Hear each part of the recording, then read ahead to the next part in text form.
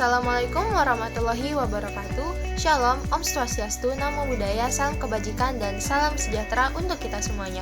Hai, perkenalkan saya Claudia dengan NPM 2441447 dari kelas 1 UMPB dan merupakan mahasiswi Universitas Internasional Batam. Saya dari jurusan manajemen dan merupakan mahasiswa semester 1. Nah, pada kesempatan kali ini, saya akan mempresentasikan artikel yang telah saya buat dengan judul Gaya Bahasa Remaja di Era Digital, Ekspresi Diri Generasi Muda. Tidak terasa, sebentar lagi tahun 2024 akan segera berakhir dan tergantikan dengan tahun 2025, yaitu tahun baru. Dan ternyata tidak hanya tahun yang berganti, tetapi juga generasi baru akan segera terbentuk, yaitu Gen Beta. Generasi Beta juga diprediksi untuk menjadi generasi yang terintegrasi secara teknologi, menghargai perbedaan, dan merangkul keberagaman. Gen Beta tidak hanya terbentuk di Indonesia saja loh, tetapi di seluruh dunia. Ini artinya keberagaman dan cara berbahasa, berkomunikasi, bersosialisasi antar sesama akan semakin bervariasi. Ditambah dengan maraknya media sosial dan internet yang dapat kita akses dengan mudah melalui smartphone, laptop, tablet, dan alat elektronik lainnya. Bahkan generasi saya sendiri dan generasi yang lainnya telah memulainya, yaitu Gen Z dan Gen Alpha. Dari banyaknya pendapat para ahli mengenai pengertian bahasa, dapat kita simpulkan bahwa bahasa merupakan sarana atau alat komunikasi manusia untuk menyampaikan informasi kepada satu dengan yang lainnya. Sekarang kita akan mulai bahas mengenai bahasa gaul. Nah, apa sih bahasa gaul itu? Sebagai pengertian umum, bahasa gaul merupakan bahasa yang telah dimodifikasi dari bahasa aslinya, entah dari bahasa Indonesia, bahasa Inggris, atau bahasa yang lainnya. Bahasa gaul umumnya digunakan anak-anak muda untuk menyampaikan suatu informasi kepada teman sebayanya yang mereka rasa tidak boleh diketahui oleh kelompok usia lain. Terdapat beberapa pengertian bahasa gaul menurut para ahli, tetapi kita akan menarik kesimpulannya saja. Kesimpulannya yaitu bahasa gaul memiliki dua definisi. Definisi yang pertama, itu generasi muda akan semakin marak untuk menggunakan bahasa gaul, dan yang kedua, bahasa gaul akan semakin berkembang menurut zaman. Bahasa gaul itu adalah cara penyampaian informasi secara unik.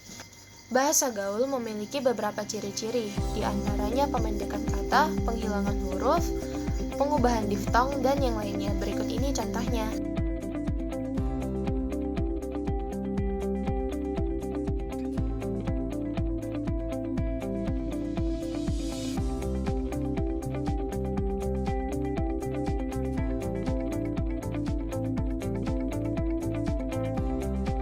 Setelah mengetahui makna dan ciri-ciri bahasa gaul, kira-kira apa sih faktor pemicu terjadinya dan terciptanya bahasa gaul? Yang pertama itu karena faktor media sosial yang telah marak digunakan dan umum digunakan oleh generasi muda. Mereka bahkan sangat fasih untuk menggunakannya dan mengeksplor apa yang ada dalam teknologi tersebut. Faktor yang kedua, bahasa gaul bisa saja tercipta dari faktor lingkungan, seperti kita meniru orang-orang yang ada di sekitar kita, dari keluarga, teman, kerabat dekat, dan yang lainnya. Faktor yang ketiga yaitu peran media. Media itu terbagi menjadi dua. Yang pertama, media elektronik.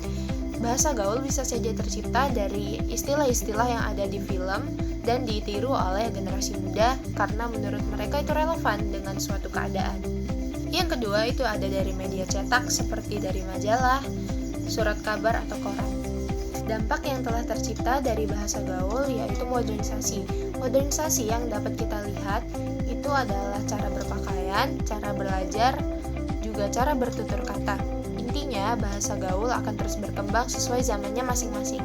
Sekarang kita akan lebih dalam lagi membahas dampak-dampak yang terjadi akibat dari penggunaan bahasa gaul yang semakin marak. Ada dua dampak, yang pertama dampak negatif dan dampak positif. Dampak negatif yang tercipta akibat penggunaan bahasa gaul yang semakin marak yaitu kita merusak kebiasaan baik kita dalam berbahasa Indonesia yang baik dan benar. Kita menjadi tidak terbiasa dan tidak tahu membedakan mana bahasa yang baik dan benar, seperti saat di sekolah dan di tempat kerja.